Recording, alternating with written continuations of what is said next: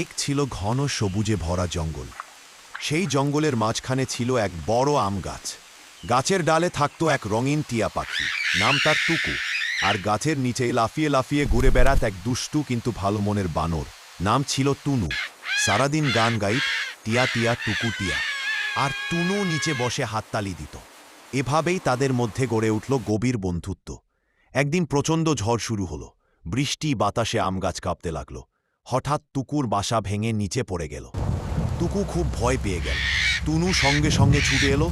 সে নিজের হাত দিয়ে টুকুকে আগলে রাখল। তারপর গাছ বেয়ে উঠে নতুন করে নিরাপদ জায়গায় টুকুর জন্য বাসা বানিয়ে দিল। ঝড় থামার পর টুকু আনন্দে বলল, টুনু, তুমি না থাকলে আজ আমি বেঁচে যেতাম না। টুনু হাসল, বন্ধু মানিয়ে বিপদে পাশে থাকা। সেই দিন থেকে তাদের বন্ধুত্ব আরও গভীর হলো। টুকু গান গাইত আর টুনু নাচত। গোটা জঙ্গল তাদের হাসি আর গানে ভরে উঠত।